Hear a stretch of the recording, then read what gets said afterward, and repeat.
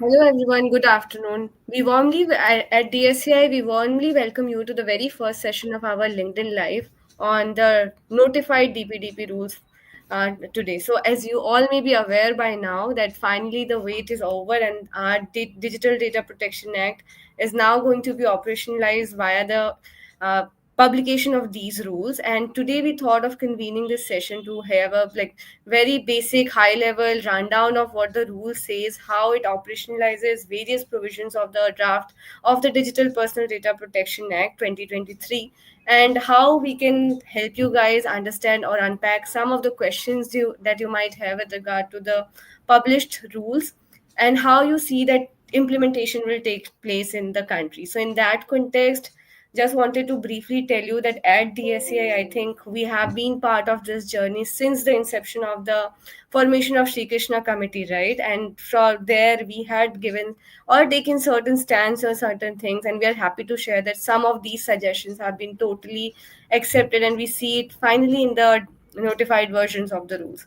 So, if I have to say some very basic features of the rule, guys, the rules have now create taken away some of the confusions that we had with the draft rules, which were notified in January 2025 on 3rd January, and then we had to submit our responses by 15th by 5th March 2025. So if I have to recall some of the contentious provisions correctly, that some of the issues that we had with the draft rules were, number one, that how do we have implementation timelines? Who needs to implement what at which instance?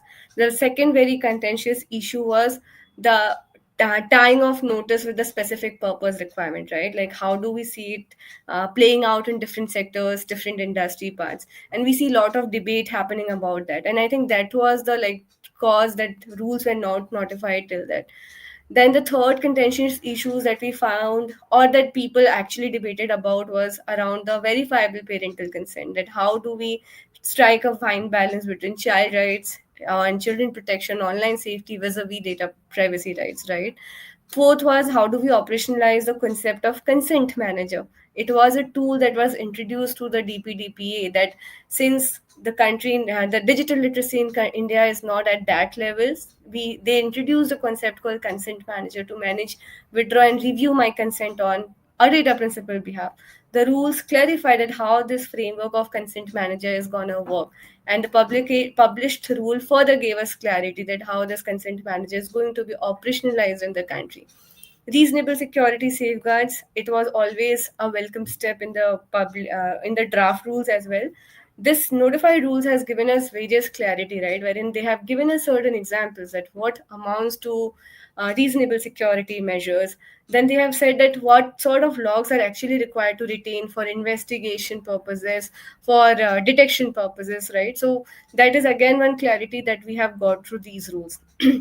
And then next comes the uh, ma- data principal rights, for that matter. We always had that clarity that data principals right is the fiduciaries who have to ensure that data principals are able to exercise their rights. The draft and the published rules have helped us that how this will be operationalized, and the main element that we see is that the data fiduciaries have to ensure that in the notice mechanism itself a data principal is able to access his or her rights, with certain carve out exceptions, of course. Whenever we say that these are the things, we always have schedules which says that how some exceptions or guardrails may be brought about certain facts. One of the greatest thing that I see in the published rule, and as we all were aware, was of course how this entire DPDP rules or DPDP Act in the country will be operationalized. And we see that a separate notification has established a data protection board of the country, which four members, and they are enforced from today, right? So that is one of the greatest enforcement thing that we have set up in the country. So these are various high level thing that we see around the rules. Some 2 cents if I have to give on the very cursory reading of the published rules that I have to. So I see it as a very forward looking, innovation friendly kind of a rules which has now operationalized the act, but the need of the hour is how do we implement it. And I think government has very well taken cognizance of that fact, and we see a staggered approach of the implementation guidelines as well, right? So it says that rules which are establishing data protection board, how the data protection board is going to function, the inclusion of techno legal measures. Of course, it's a nuanced one, because it says that in order to uh, decide a case, or in order to decide on an issue, data protection board has to implement techno legal measures. So that's of course one of the nuanced measures. So all these provisions that are enabling data protection board to function well in the country are going to get notified from, or are going to get in effect from today itself. Provision related to consent manager is given 12 months, actually a year, and we have clarity now that who is a consent manager, how does it look like, how does it function, in what capacity in function. So they are a data fiduciary in respect to the data principle. So this clarity also we have. So as long as they are data fiduciary to a data principle, some reasonable security safeguards, or all reasonable security safeguards, does apply to them. With regards to consent, children consent, we see that the confusion when it was there in the draft, that if the adult is the parent of the child or not, it has to be established. How do we establish that? That clarity is there, and there are three ways actually from which this verifiability can be drawn. We can have some questions about it, or happy to like delve further into it and get into our final takedown, final opinions on this. But yeah, that looks very promising. Person with disability is right. There was always confusion that does mental, who is a person with disability? The biggest challenge, that what defines DPDP rules define, or what is there in the Disabilities Act. That clarity also has came in, and it says that whosoever is regarded as PWD in the concerned legislations are PWD for this purpose, and how their consent has to obtain. So some clarities, of course, we see. When it comes to data retention, we see that the schedule Rule 9 read with Schedule 4 talks about those classes of data fiduciary, and we have get clarity that when the purpose is sought to be like sought is no more there, right? So there is a clarity regarding that provision also. So all said, I think on a high level, this looks very promising. This looks very forward looking, and given the pace at which country is running the race of AI developments, right? The rules are going to certainly help industry, and also from a end user perspective, I see that I get some control over my data, right? I have some viable ways of exercising my rights. But I think the high time is now, how do we implement it, right? So there also, I think we have to now climb that ladder, that we either I have 12 months or 18 months to do that entire implementation. And as we see, the techno legal is my favorite word, which I get from the entire rule, is that all of us have to become now a techno legal kind of a thing, that if I am doing compliance, I have to show the demonstration of those compliances, right? And in that process, there may be a requirement of process overhauling, there may be a requirement of how do we standardize certain implementation practices in my organization. And that's the best way I see that inclusion of privacy enhancing technologies to uh, comply with certain provisions, to demonstrate the compliance of certain provisions would be required, and hence PD is going to play more role here. So I think that's all from my end, or from our overall high level rundown of the law perspective. Happy to go rule by rule if required, but just a disclaimer here, the team is still reading in details, in depth of the given provisions. So we will be certainly back with more detailed, nuanced reading sessions or nuanced sessions on given aspect of the rules for sure. But here we are more to listen from your end, that how do you see the notified rules, how do you see some use cases may arrive, and how we can help in the proper implementation part of the data protection law. So happy to take your questions. Meanwhile, if my team members on the call have something to add, happy to hear from you as well. Deepa, I lost connectivity in between. Did you cover, especially for significant data fiduciaries, the determination of which data is specified for this restriction? Have you covered that aspect? No, Prasad, I think I missed on that. Happy to hear from you on that. So, one important aspect of from significant data fiduciary perspective when it comes to data transfer, it was there in the draft rule about central government may specify which data can be transferred, or if there could be any restrictions on to transfer certain type of data. Now there is a modification in that rule, while that the background remains the same. they may undertake some measures that there'll be a committee that will be constituted, and subject to the restrictions of the personal data and trafficking such data pertaining to this flow, it's not transferred outside the territory of India. Such determination, which data is to be specified, and what kind of restriction, the committee may recommend. The committee will be constituted by central government, and this committee would include officials from MIT as well as officials from other ministry or departments of central government. That is one thing that has been added in current notification. Hope I was audible. Yes, Prasad. So, like certain legs, but yeah, we could hear you quite well. So, I think we can anything else. Otherwise, we can straight away start taking questions, and maybe we can answer if we have the answers to those questions. So, somebody has asked that reasonable security under the erstwhile SPDI had proper security standards, whereas the security safeguards provided in Rule 6 is not in the same line. Your thoughts. Also, which kind of organization should prepare for STF since the ambit of considering STF has not been defined?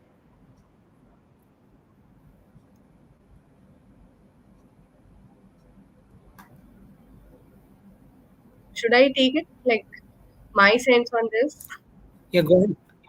Go Yeah, ahead. so with regard to reasonable security safeguards, Astha, I think SPDI rules did have like those requirements that if you are an ISO certified organization, you are complied with the SPDI rules and your security standards are in place.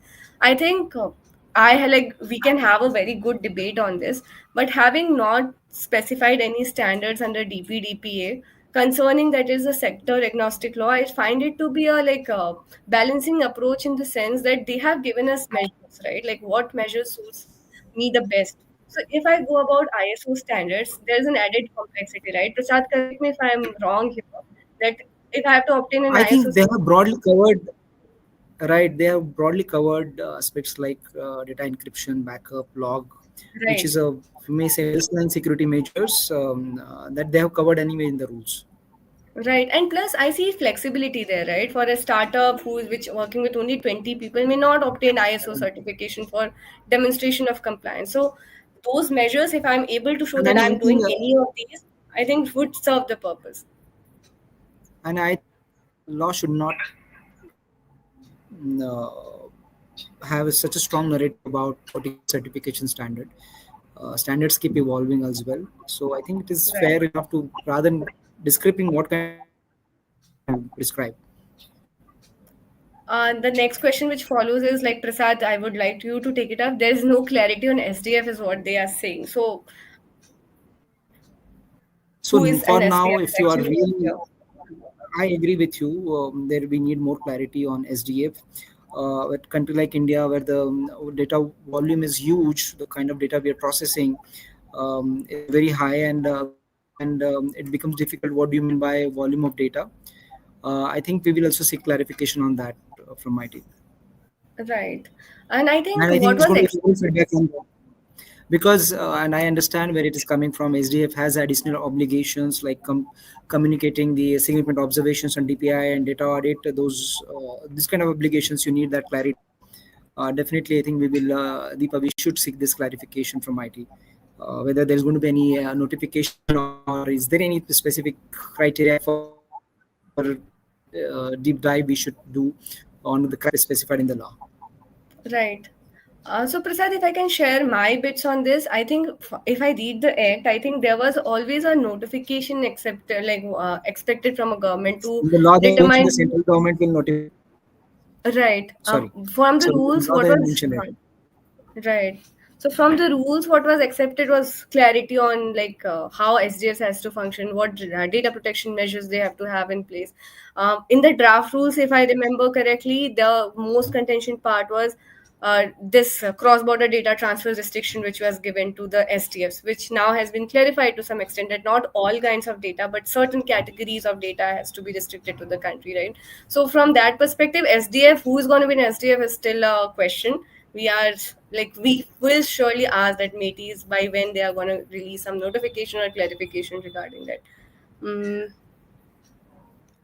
is the next question that we see is that is there any clarity on responding to data principal right request? I think yes. the rule says that in the draft rules it was reasonable period, right? Now they have said reasonable period not less than 90 days. So within 90 days you have to respond to data subject rights request.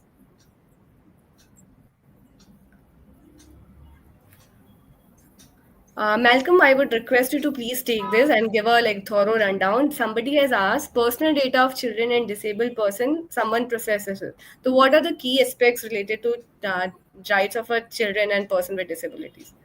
Right. Yeah. Thank you, Deepa. I think it was very expected with respect to children's data. The rules kind of give some sort of clarity in how to go about it. Earlier, when the draft rules were notified in the month of Jan, Rule 10 kind of clubbed processing of personal data of children with personal data of disabled individuals. Now, what the notified rules, which have come yesterday, they have kind of distinguished between the two. There's some sort of distinction wherein the Rule 10 clearly focuses on the personal processing of the personal data of children, whereas Rule 11 talks about person with disabilities, right?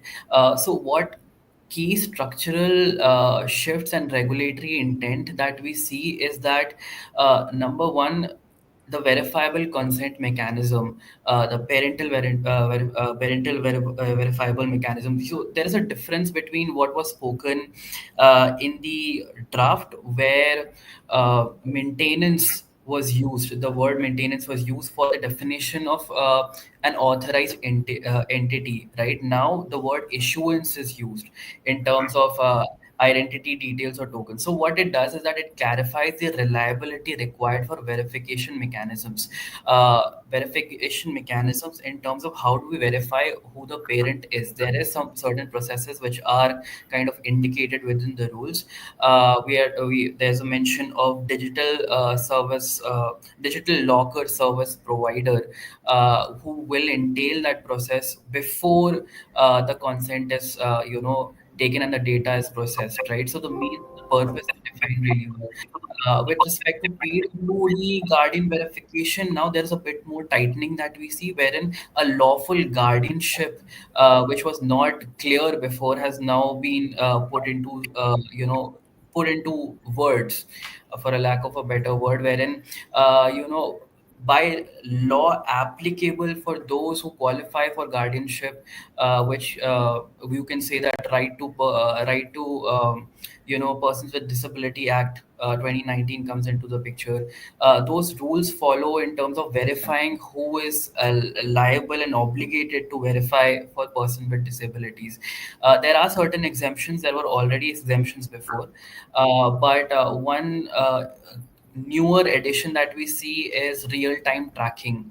That the purpose of using real-time location tracking for children's safety and protection, that is explicitly mentioned, is something which is now covered under exemptions. Earlier, critical sectors were given exemptions for the processing of children data, namely health and education primarily, and then other purposes. But now, even in terms of safety, traffic data in terms of transport providers, real-time location data would kind of give a clarity on that. So yeah, and in terms of enforcement, 18 months, rule number 11, 1011, gives 18 months timeline in order to adhere for a data fiduciary. So yeah, I've added it in these the. are aspects, and Prasad sir can shed more light on it. So this is just to go to the next slide.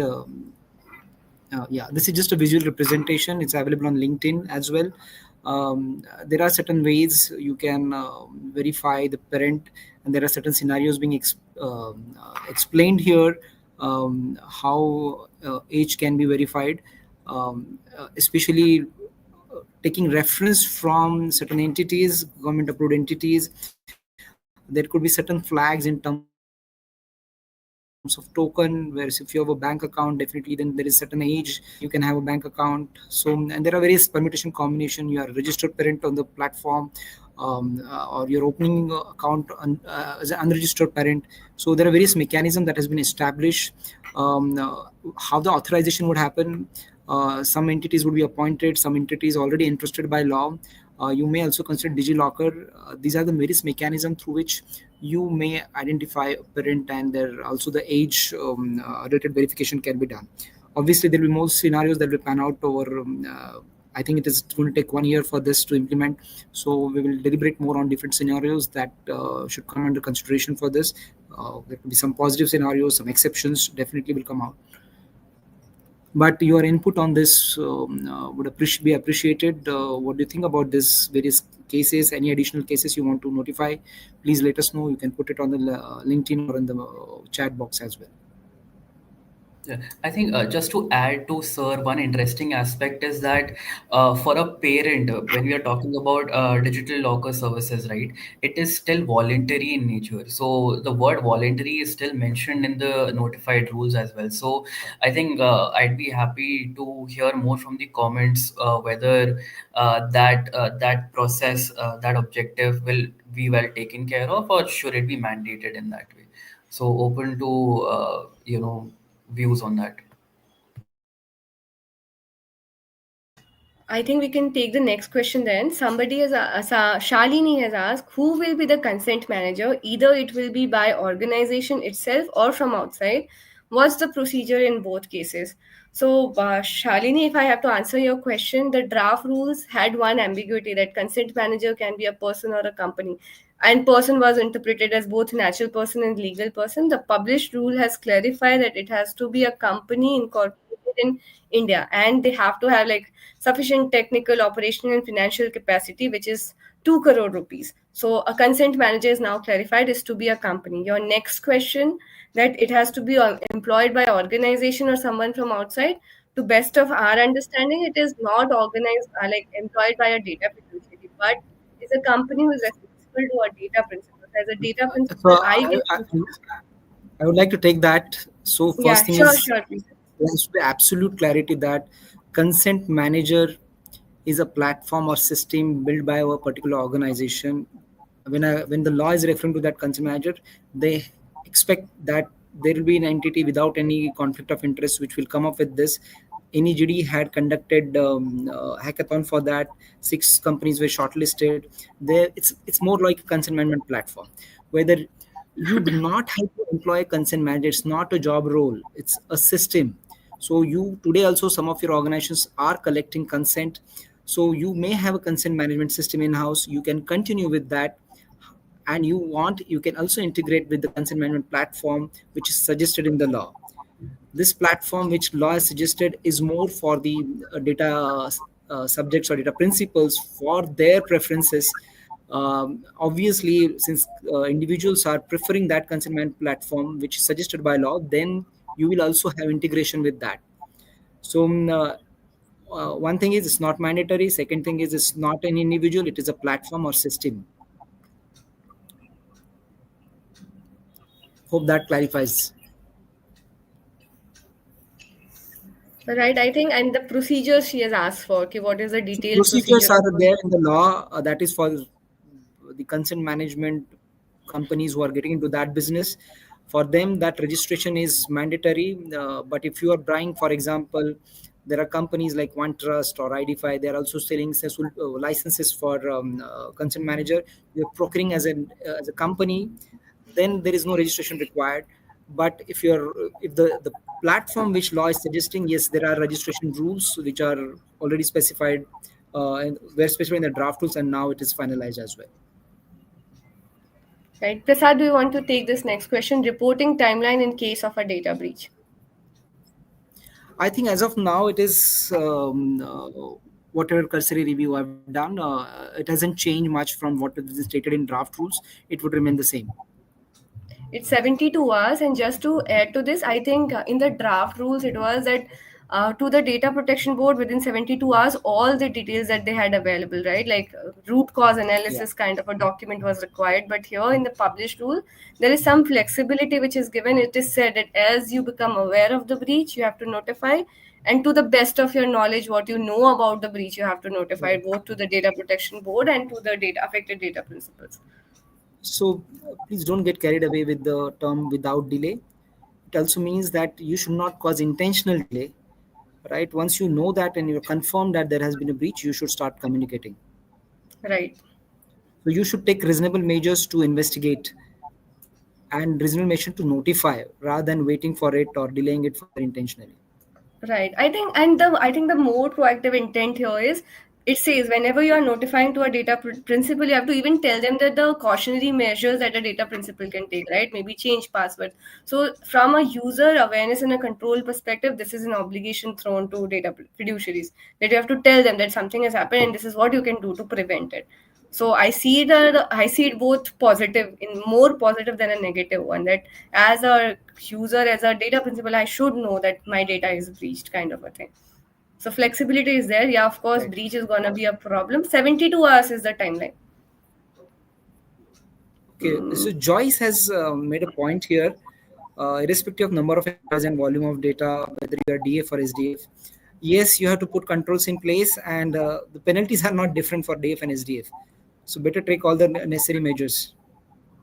Right. Hmm. Girija has asked one question, Prasad.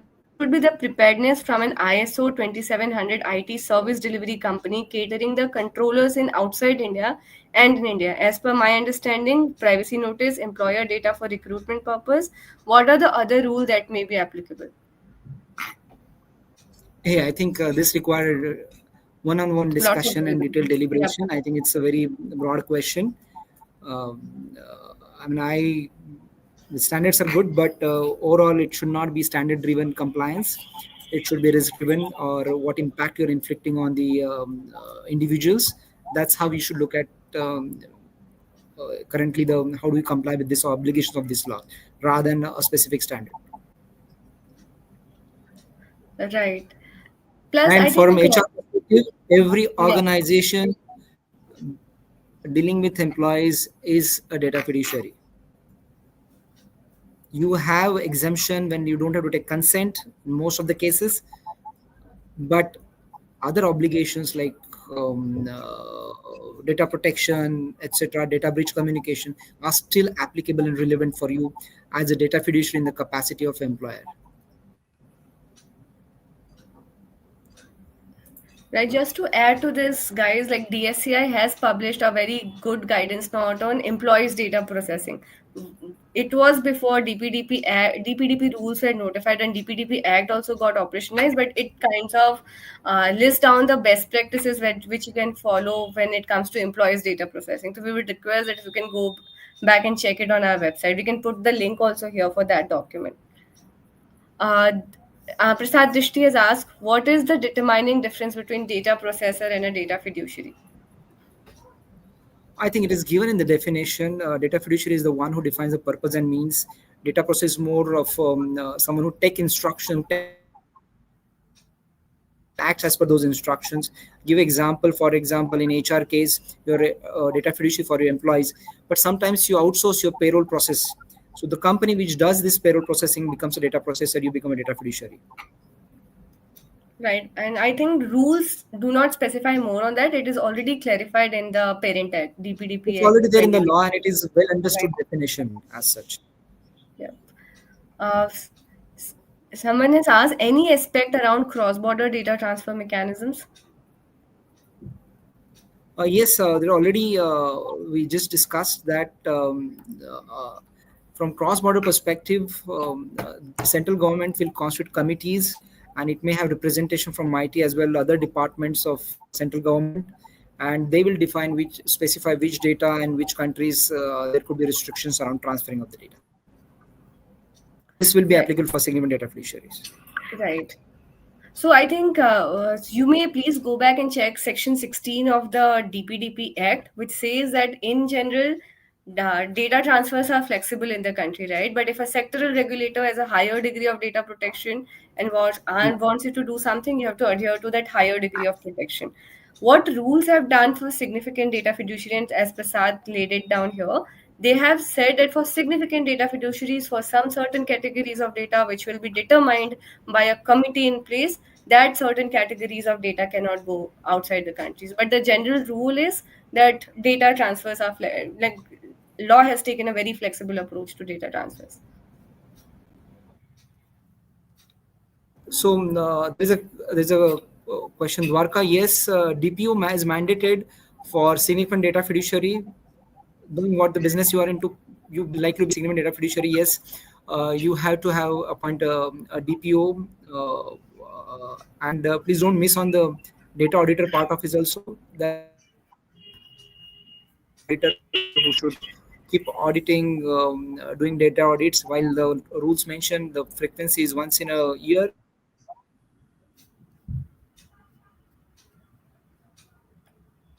but you have to, if you're a significant data fiduciary, you have to appoint a DPO. Right. Prasad, I think you should take this question. So, what about the legacy data businesses have for years now? How do we get consent? So, So you don't have to obtain consent. There is a retrospective notice that you have to give notice. the customers whose data you're processing. There is no consent that is required here. You have to give notice. If they take any objection to the processing, there is no legal necessity to continue that processing.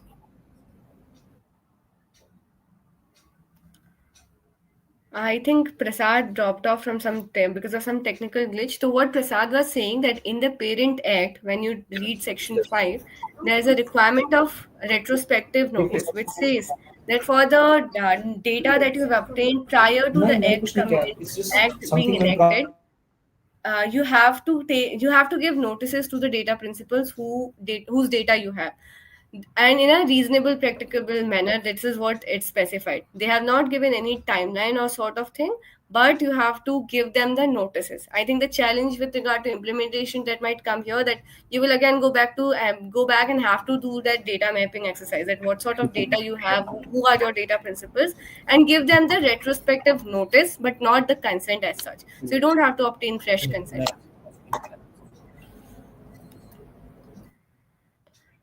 Gaurav is asked, do we have the joint data fiduciary concept in the rules? Gaurav, since the Parent Act did not had the concept of called joint data fiduciary in the law, I don't see that rules can elaborate on that. So as of now, we don't have that joint data fiduciary No, no, concept. no. I think that's. Are we going through? Let's first check. Are we getting audio? Am I audible? Yeah, yes, Prasad, this is Deepa, am I better. audible? Okay. Yeah, this is better, So Prasad. our very definition of data fiduciary is alone or in conjunction with. Mentioned. That's how we've defined. So we don't need a separate definition from joint data fiduciary. Or it will call only data fiduciary. We may, for the convenience or for the of our communication, call joint, but as such, law recognizes whoever is doing this data processing and define the purpose and means alone or in conjunction, they are fiduciaries together. So they Right. will be called as legal term data fiduciary. You may use it for your communication purposes. My joint, that organization is a joint fiduciary, but legal perspective already definition considers alone or in conjunction with. Right. Anish So, has asked one question. Sorry, if I can go next. Anish has a okay. So question, just Prasad. before you go, I think there are a lot of questions which are also answered in the Act itself. I Okay, think that yes. is something that we would urge everyone to read through the Act and then the rules. It will give more clarity in the interest of Team, time and for clarity. Yeah. right. Team, can you post the scanner barcode for the rules so that people can scan and get the copy of the rules for themselves? Prasad, there's a question. What does algorithmic software mean as stated under additional obligations of STS? So again, very generic term. Every software has an algorithm, and I agree with that. Last time also we had sought clarification around it, but I think this kind of interventions are coming where certain decisions which are automatically taken because of algorithm, and if you ask why, for example, credit rating, right, or credit score for an individual, if it is automated decision making and you're not able to justify why the score has and what is the logic behind the score, then you've not done your due diligence on that algorithm. So these are particular cases where it may impact individual negatively, or there could be a bias in that. So that's where it's important that due diligence of those algorithms should be done. And that's how I'm interpreting it. Right. Uh, So Joyce, the law. legacy data. retained as per retention policy. So again a very why are you legally required? Is there any legal necessity to retain that data? Why are you retaining data perpetually? What is the legal necessity?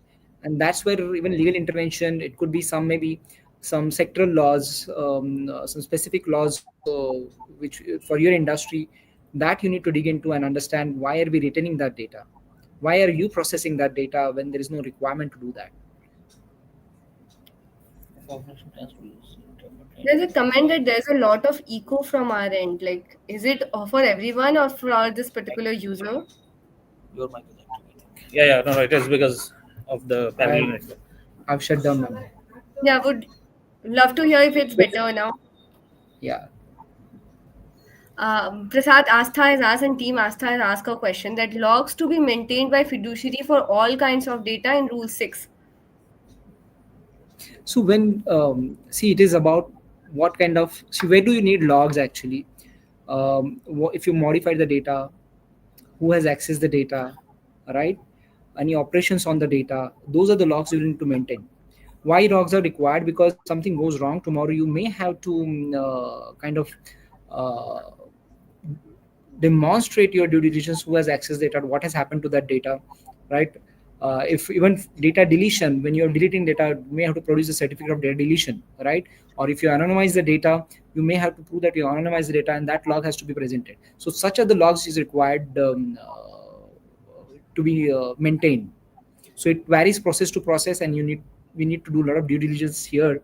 What logs you're talking about when you say all data? So these are the specific particular cases where you must maintain the logs. Yeah, and I agree with Prasad. For the ease of understanding, I can read also that for enabling the detection of unauthorized access, its investigation, remediation to prevent recurrence, and continued processing in the event of such compromise, retain such logs and personal data for a period of 1 year. So, if we go by the intent and what does it mean to say, I think Prasad, they have let the in their entity decide the flexibility, right? Like which logs are important for what kind of purposes. Right. If they come for investigation and the logs are required, then you should be able to present those logs. Right. And I think we will like to hear from you better. Like, is there any challenge with such requirement? Like, how do you see this rule? Because going by the word, it looks fine, but it's you like who are seeing like which logs are important for what. So maybe we can have more deliberations on that.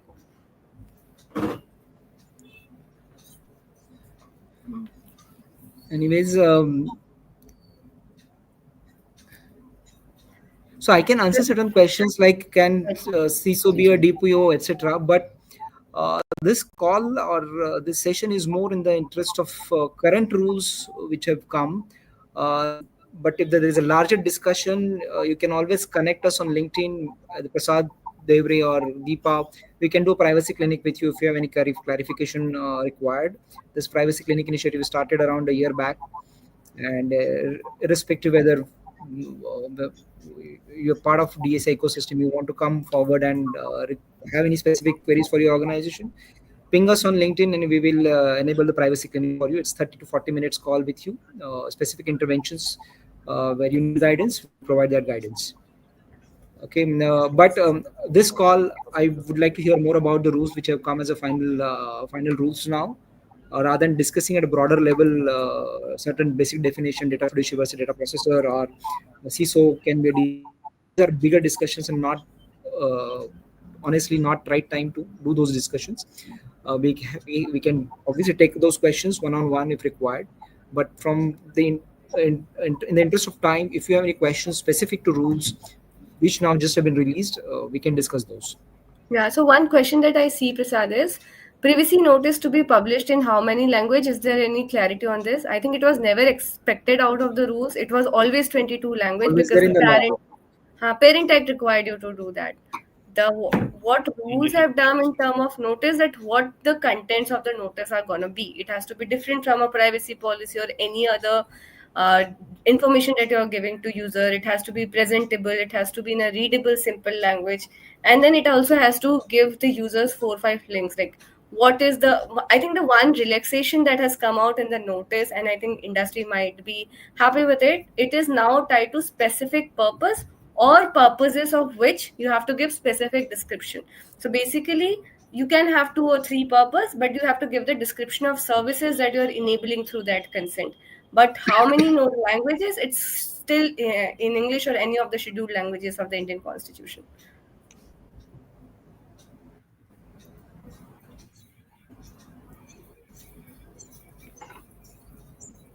So details of the implementation timeline. We have a timeline slide. Yeah, we are projecting it. Yeah.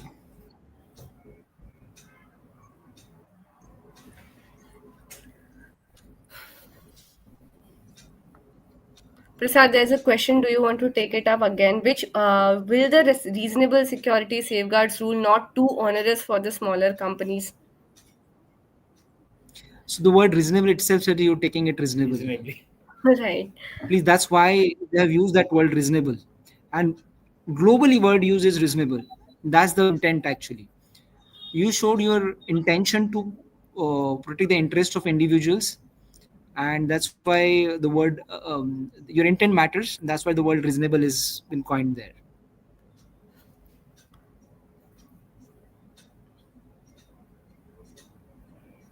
Again, on a consent manager, I think we clarified this, that will there be a government certified or regulated consent manager, or will that be left to data fiduciaries to manage? So answer is clear.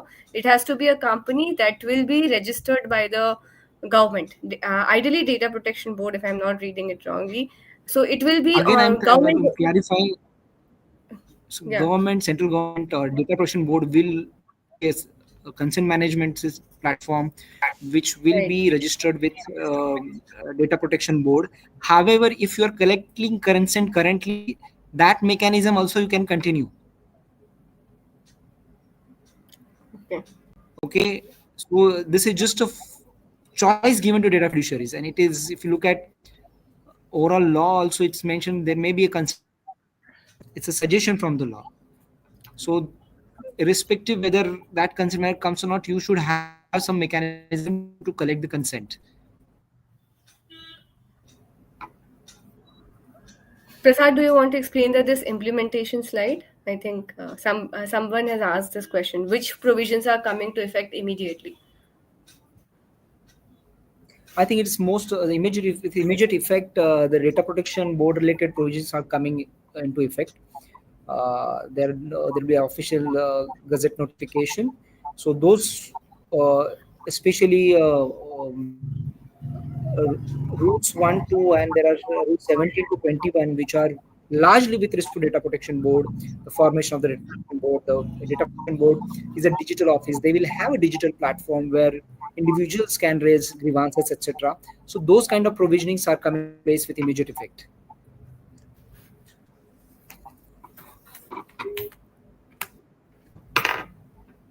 I see a lot of questions on DPO, how it should be, what is the role to be. So I think, Prasad, if you wish to talk about what DPO should look like, what is the organizational hierarchy or privacy governance to look like, I think we can have a session separately for that, wherein we can divulge more on that. But I think rules have not clarified. They just say that there has to be a DPO based out of India.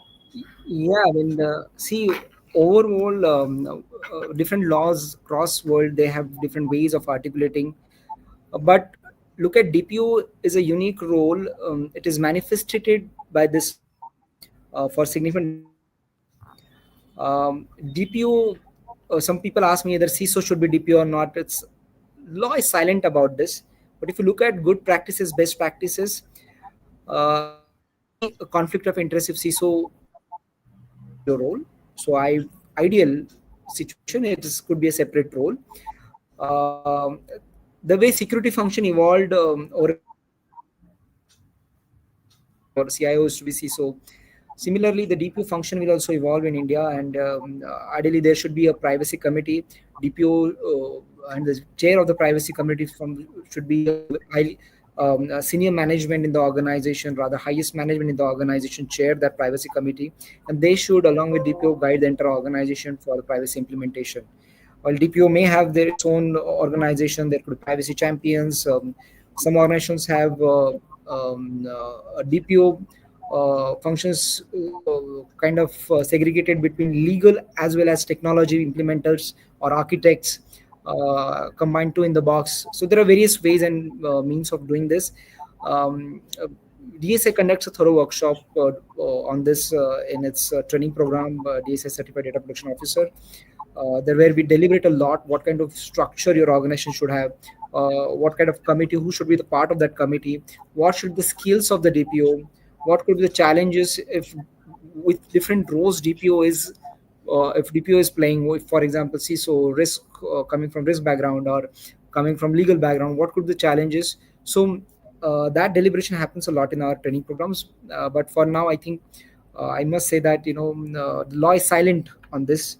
The other global laws like GDPR, etc., very specific. They mention that this is an independent role and uh, it should not cause conflict of interest. Right. Thank you, Prasad. I see a question on digital locker service. Malcolm, would you like to take it up, please? Yeah, so there's a question by a LinkedIn user who asks, digital locker service providers include both government and private sector entities? I believe yes. The only aspect which clearly mandates is that it has to be authorized by the government. So the rule specifically mentions that it has to be authorized by the government, it has to be recognized by the government. But it can be both government and private sector entities since it is voluntary for the parent if an adult is involved.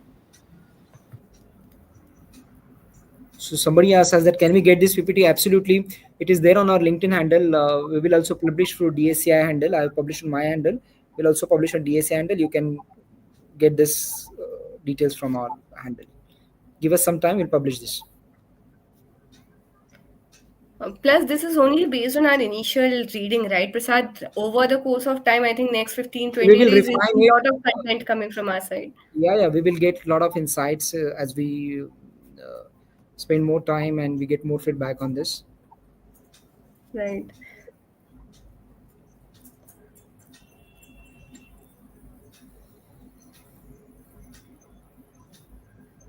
I am not able to understand this question, Prasad, and Malcolm, help me. Guardianship for child is one part. Second part is for the elderly or differently abled individual.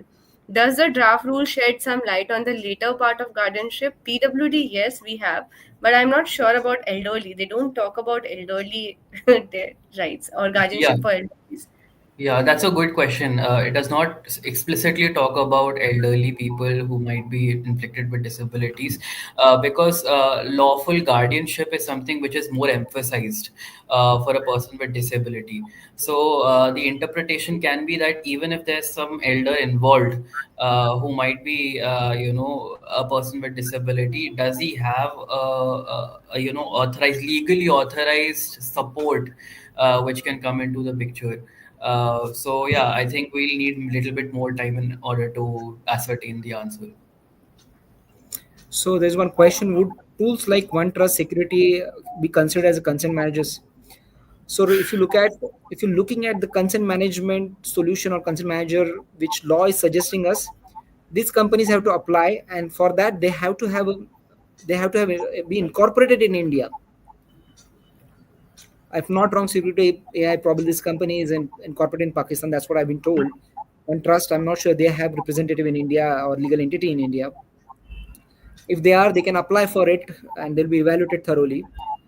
As far as your own organization using it, is up to you which product you want to deploy within your organization. If you don't want to opt for consent management platform, which is suggested by law.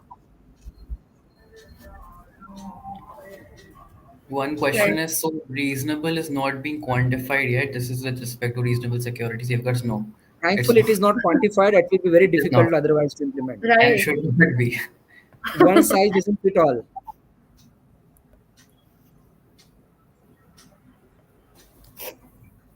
Mm, whether customer ID, account, publicly policy number to be treated as personal data, I think yes, this is already defined in the Act. Anything that can identify as an individual is a personal data. So of course, these details are personal data as per the DPDP Act contours.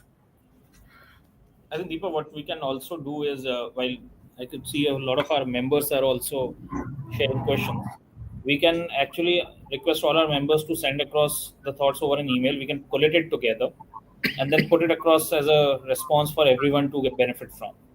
Right, FAQ sort of we can release like for sure. As I'm telling, like I'm assuring that over the next course of 15-20 days, we'll have some more contents coming out from us. Lisa, And you in wanted also to answer? the Yeah. DSCI membership team is approachable for any queries that they have, which we can put it on the chat also. Chat, I'm not able to put in chat. I tried doing that. Okay, yeah, it does not allow. If you could just give the membership ID, I think that should be fine, so that people can put in their thoughts, and we'll put it together. Hmm. And then once again, I will mention that let's put both the things together in one view when we try to come up with those questions. Reading the act is very important because the act does clarify a lot of these questions, which I could see in the thread that similar questions are popping up.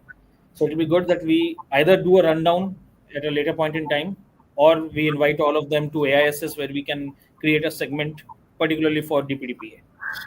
Both of these are possible. Please reach out to the DSCI team, and I think we'll be able to support.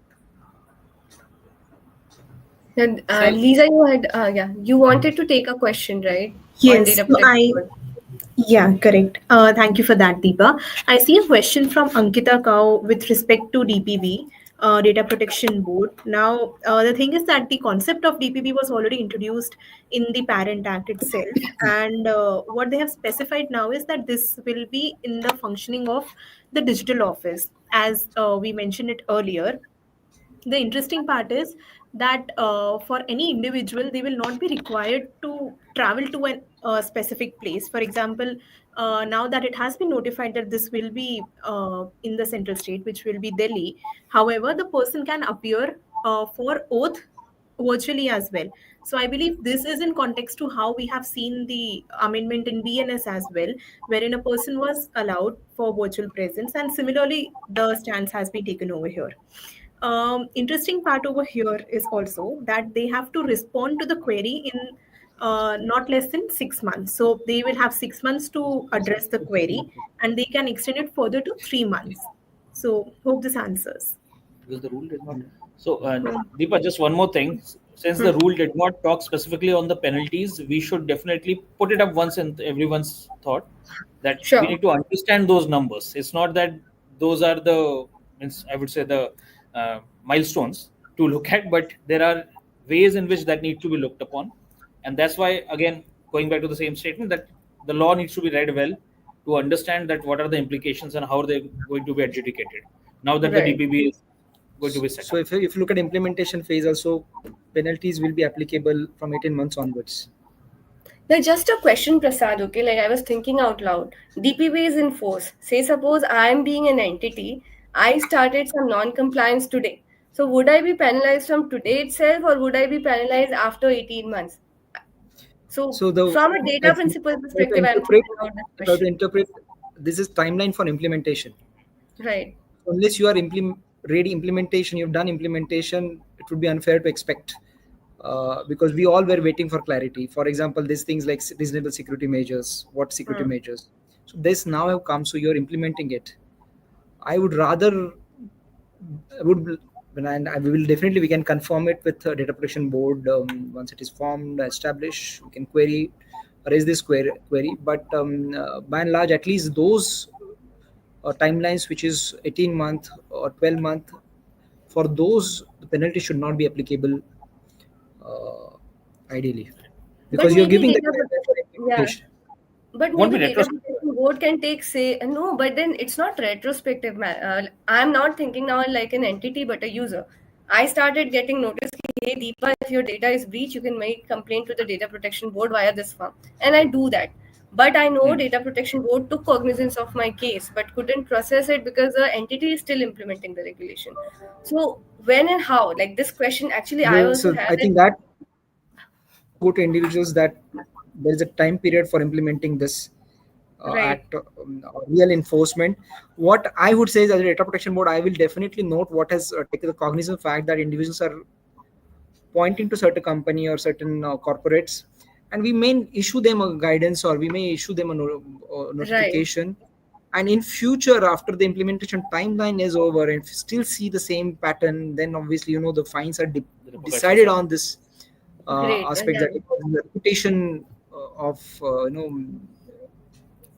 And I think one more thing is that we need to also understand that it's also market driven element. So from that standpoint, the other regulations need to be also looked through in the same lens, and there needs to be and they need to understand, business needs to understand the repercussions from regulations that are already in existence and things which are now getting in place.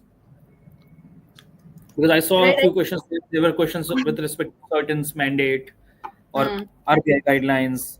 So they will still hold. So yes, I think certain reporting, don't confuse it with data protection board Yep. reporting. Whatever your other mandates are still applicable. Um, Always look at anything that is more restrictive or gives higher degree of protection to individuals, that will take precedence. Right. Someone has asked, are data processors protected under Section 79 of IT Act? Though related, Section 79, the test is, are you an intermediary? Not necessarily all processors are intermediary within the definition of IT Act. So we have to read the definition of the IT Act's intermediary and then go about this provision.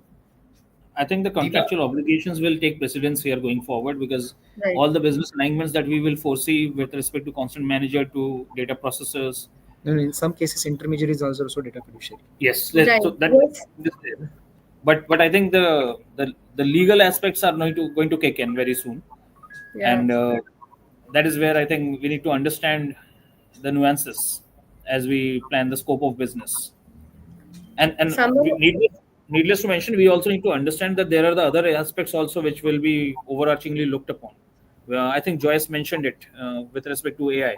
Right. So that is definitely going to be another, I would say, gray area to focus on, given that the regulations are getting added and there's a scope of business optimization at the same time. So we have 3 minutes left. Any other questions? Someone has asked for a discussion on Rule 83 that talks about traffic data. Excuse us for today. We are developing a note on that. So there was a confusion regarding traffic data, that traffic data in itself violates personal data. So we are developing our instance and thoughts on it. We shall share it over LinkedIn or on our other communication channels. So details like this, we will of course nudge you to share all those topics that you find that you want clarity on, so that we can take it up. I think Sukrit has shared membership ID and the policy ID both. Happy to connect with you on LinkedIn as well. So yeah, I think given that we are left with only 3 minutes, if there are a way we can have all these question deck with us and can develop more contents on it. And I would take one opportunity, please excuse me for this. At the initial of the starting of the conversation, I missed to introduce ourselves. So we are Team DSCI. I am Deepa Ocha. I lead privacy and policy team at DSCI, and I have with me Prasad. If you guys can go one by one so that people know who to reach out on LinkedIn. I'm Prasad. My LinkedIn ID is Prasad Ramchandra Devre. If you have any queries with respect to, even if you're a member or otherwise, you're stuck on privacy implementation, you have specific queries, please ping me on LinkedIn. I can set up a privacy clinic for you and address your queries. I do conduct privacy trainings for DSCI and also do strategic advocacy for privacy matters. Malcolm, over to you. Yeah, Sukrit. hi. Okay. But by the way, half the world knows this guy, Sukrit Ghosh. He leads our membership initiatives. Hi, I'm Malcolm. I look after the privacy and public policy aspect with DSCI. I'm based out of Mumbai. And yeah, Sukrit, you can go ahead, please. Thanks, Malcolm. So hi, I'm Sukrit Ghosh. I'm director with DSCI, handling the industry engagements by the virtue of membership program and certification programs, and look forward to engaging with this ecosystem. Over to you, Lisa. Yeah, thanks, Sugrit. So, hello everyone, I'm Lisa Vanjani. I'm also a part of the privacy and policy team at DSCI, a cyber lawyer by profession, and very happy to connect with anyone on these topics. Thank you so much. I see a overwhelming response and overwhelming questions on the chat. Hopefully, we'll be able to develop an FAQ and share some material across. Thank you, everyone, for joining us today. Thanks, Team DSCI. Thanks, Prasad, for being here with us and answering all the queries. So I think, yes, we can close the call. Thank you once again. Thank you Thank so you much so again. much. Thank you for joining. All the best with your implementation. Thank you so much, everyone. It was indeed insightful.